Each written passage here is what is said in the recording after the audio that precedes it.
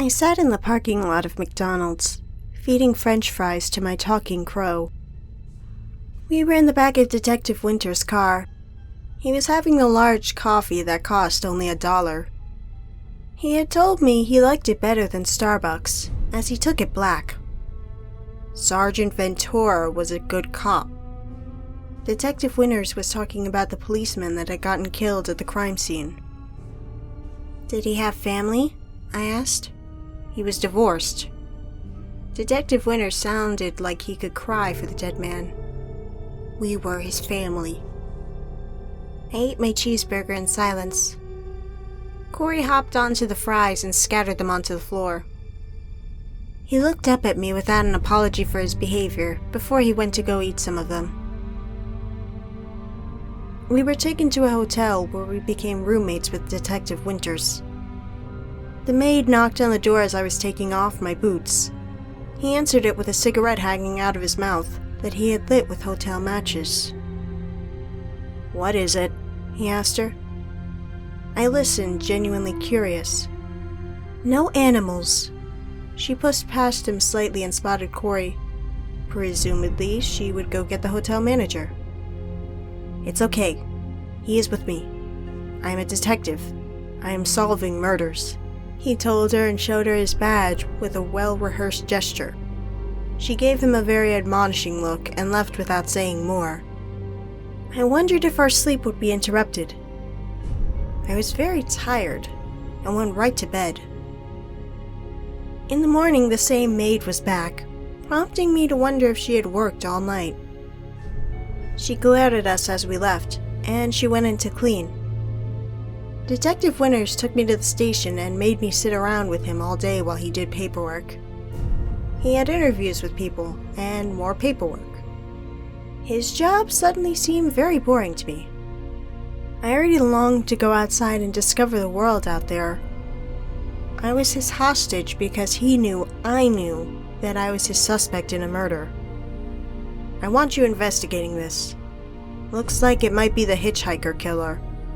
If you can get some cooperation from you-know-who, maybe we can call the FBI on this one." The boss of Detective Winters walked over to his desk and gave him a thin file on a crime scene secured earlier. "Let's go." Detective Winters got up and I followed. "Who is he talking about?" I asked. "A possible serial killer.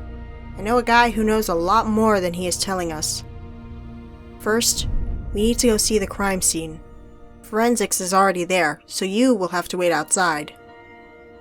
Detective Winters was talking fast. He was excited about this for some reason. "You know the serial killer?"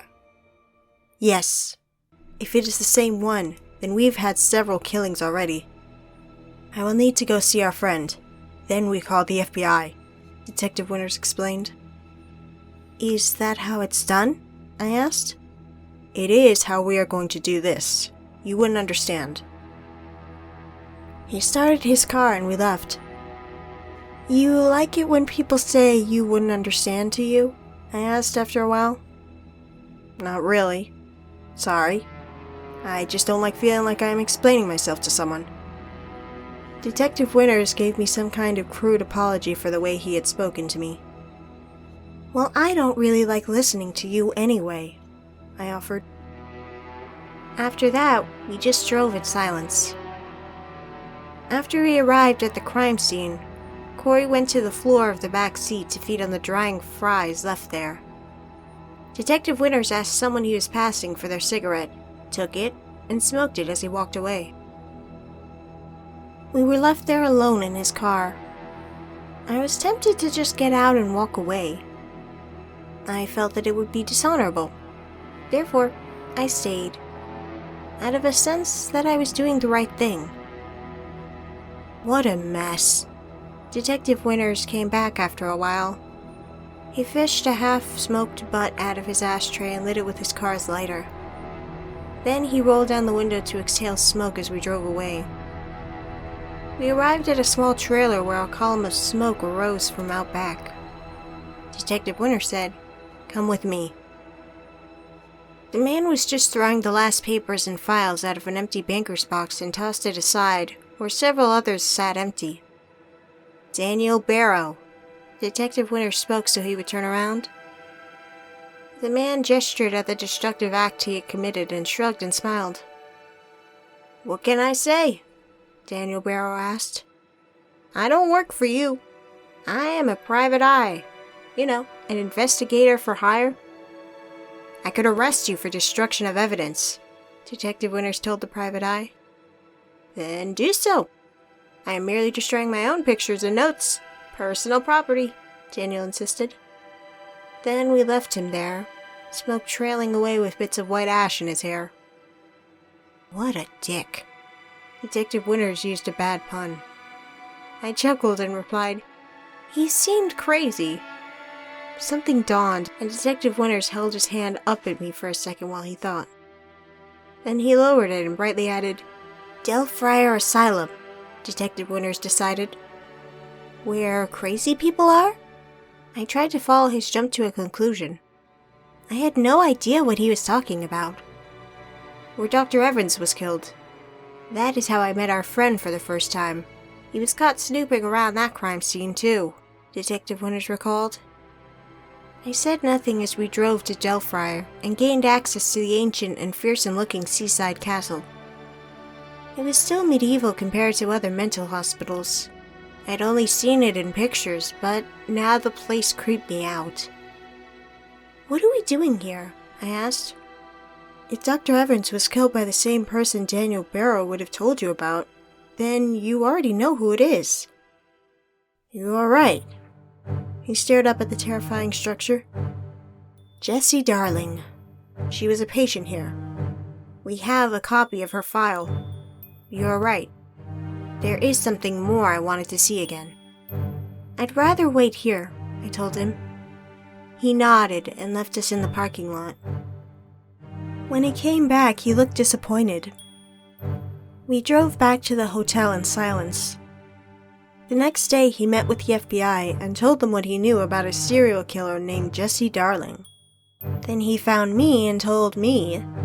Her name is Scarlett. She was friends with Daniel Barrow. He visited her often. "Now that you have completed that path, why not try another?" I asked him. "Scarlett is who we should be looking for," Detective Winters agreed. "We will never find Jessie Darling." "Then let's start at the beginning," I advised him.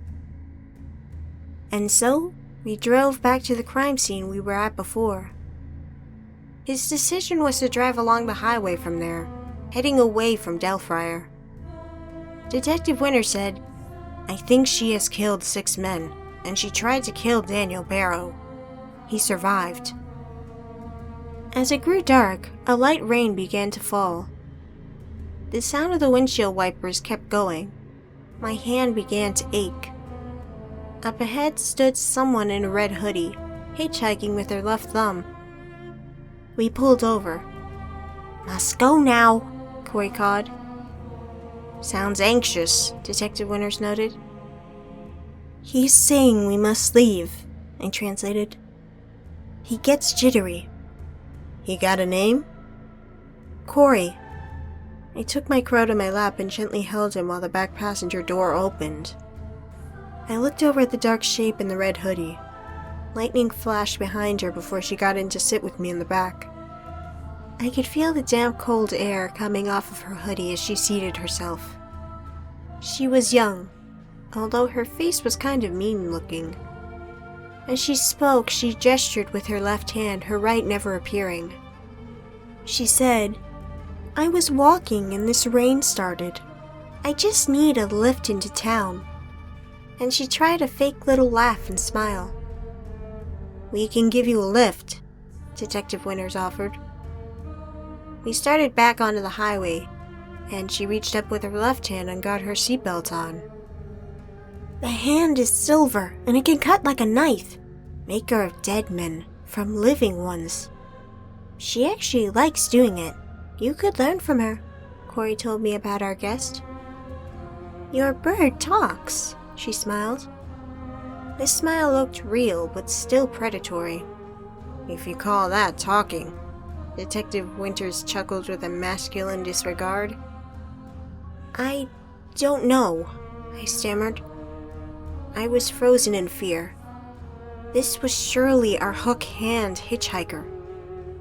She was definitely Scarlet. I could imagine her weapon striking away half my neck in one instant swipe out of nowhere. She'd kill the detective next. Only she was wearing a seatbelt, so our corpses would get ejected into the darkness. She'd stay belted to her seat. I can understand him, she smiled coyly. You can? I was choking. Sweat beaded my forehead and terror gripped my heart. He says I'm pretty and sweet, and that you already like me, she sighed. He said that, I breathed mechanically. We pulled into a gas station. Scarlet stayed seated, smiling endlessly at me, her eyes shiny like glass. I had to pee, yet couldn't move. I was afraid that if I tried to get out, she would slaughter me. Detective Winters took his time filling gas, making a long phone call, buying cigarettes, and smoking about half the pack. I was in agony. It was either pee myself and probably trigger her killing me, or get out and die trying. I really have to pee. Is it okay if I go pee? I squeaked. Sure. Come right back. She was still smiling like a golden devil at me. I crept away from her and shut the door. Corey was on my shoulders. We obtained the key, attached to a real goat's leg, hoof and all. I went into the bathroom and peed.